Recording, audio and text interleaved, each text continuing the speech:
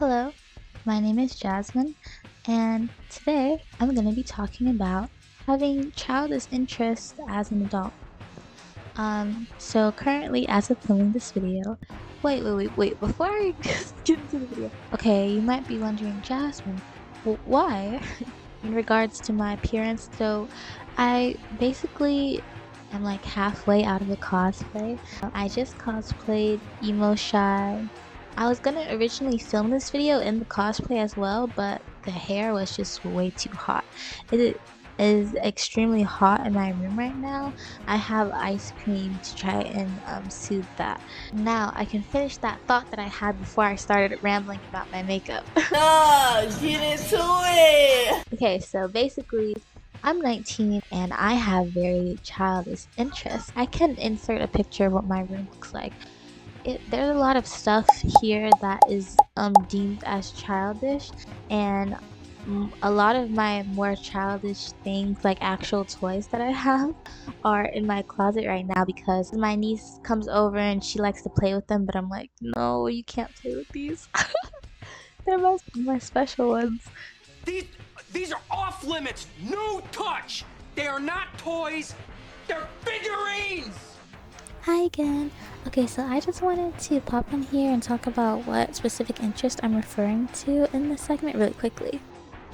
Now would probably be a good time to mention that just because you have interest in things that are deemed for children or whose intended purposes were for a young audience, that doesn't necessarily mean that you should feel ashamed of having these interests. It doesn't mean that you are childish or immature.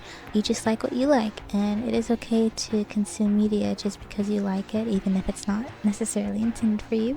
But yeah, I kind of just wanted to come in here and say that because I think that this is important to say. Animated media. Some of my favorite animated shows and cartoons are Tinkerbell, The Nightmare Before Christmas, Moon Girl and Devil Dinosaur, Disney princesses just as a whole, Bluey, Monster High, My Little Pony, and Steven Universe. And these were all things that were initially made for children. Dressing up. I love to dress up.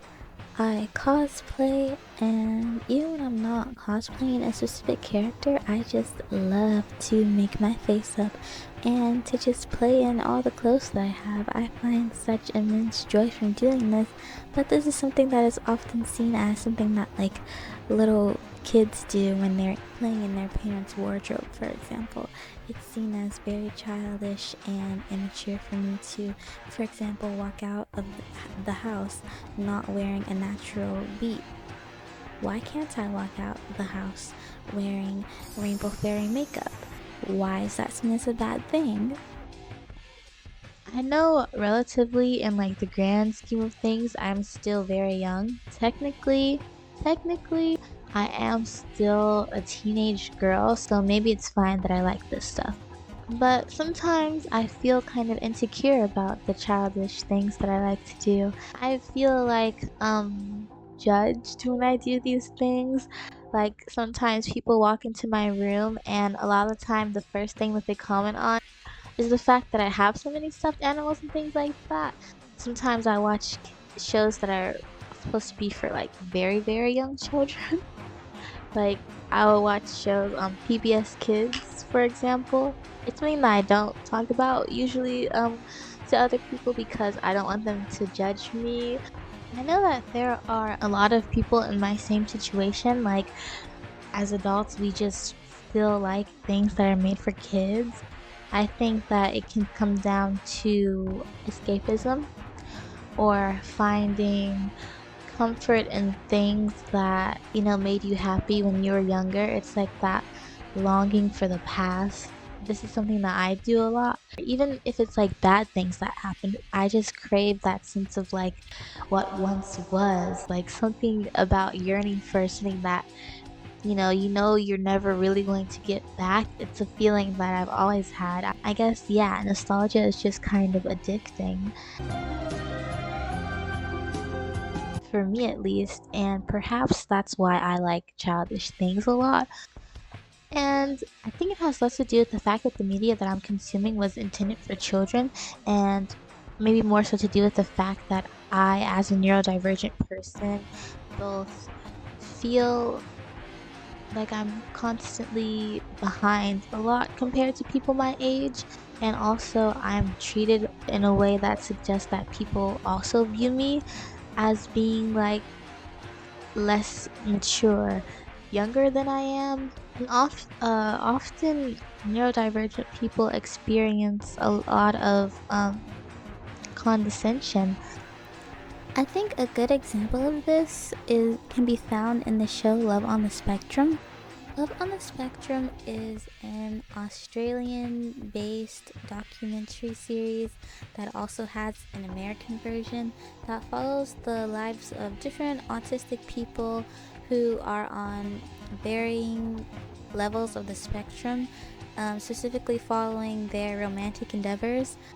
The reason that I bring this show up is because I think, in my personal opinion, that its portrayal of autistic people is just very, very infantilizing. Now, a lot of people have discussed this topic, and you can find countless videos and articles of people debating this on the internet, but in my personal opinion, I think that it is a good example of neurodivergent people and being babied. Now, I want to make it known that multiple cast members from the show have come out and said that they didn't find the experience to be harmful or exploitative, and they felt that they were accurately represented. And that is, their opinion. That's good. I'm not here to argue with their points. I'm just here to explain what I saw as a viewer and how I interpreted it. I'm gonna be specifically talking about the way that the show is edited. So, one of the biggest points of backlash that Love on the Spectrum has gotten is its editing. For example, they play this very odd music in the background when the autistic people are doing things, usually when they are doing things that the audience is supposed to perceive as being awkward. It's very quirky, very childlike music, which seems really out of place for a show that is supposed to be about romance. Welcome back. Yes, I am back. What do you think? Should we get started? Let's get started. Also, the narration of the show is very similar to that of which you'd find on a children's show. Abby is meeting David. He likes lions and being in a car wash. Caillou loved going to the park, and sometimes he got to make new friends.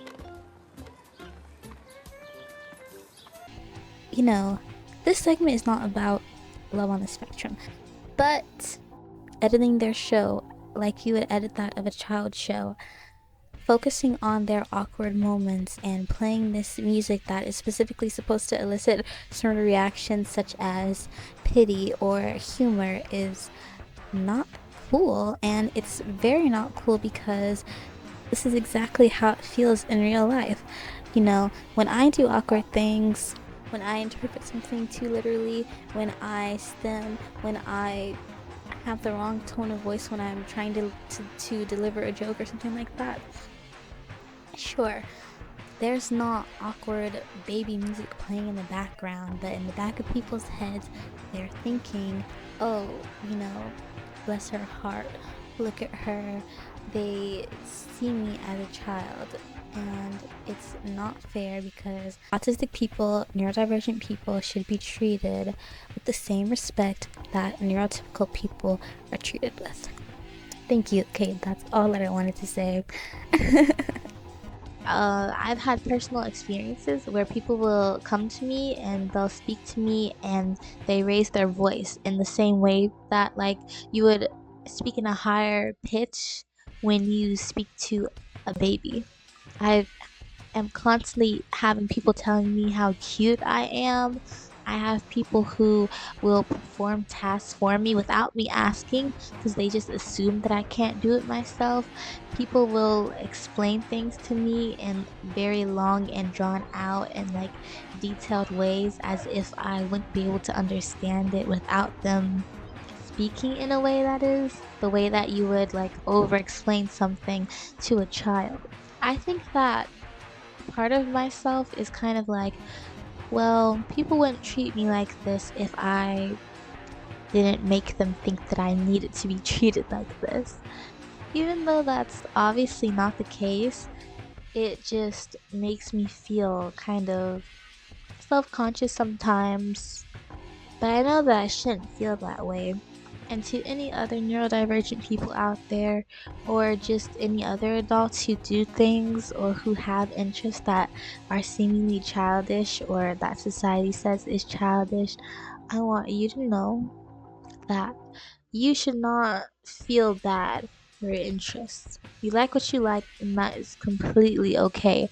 Infantilizing and babying neurodivergent people is ableist.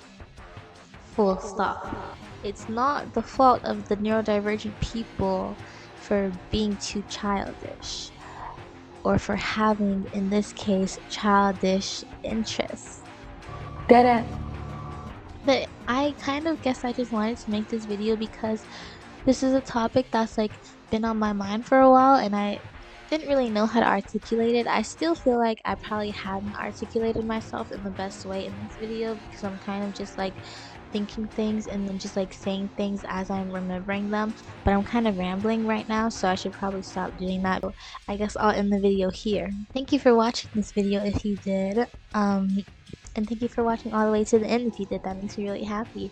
If you like this video, please give it a like, and if you didn't like this video, please give it a like.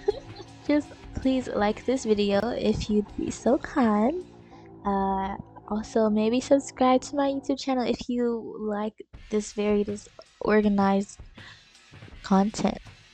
Or if you're also neurodivergent, I basically just kind of rant and do. I basically am just trying to exist as a neurodivergent person. So if you're a neurodivergent person who's trying to exist as well, maybe you might as well follow me. Subscribe, because we can do it together and it will maybe be a bit less daunting doing it with someone else. Anyways, yeah, that's all that I have to say, I think. I'm still rambling and I just said that I'll shut the fuck up. Bye.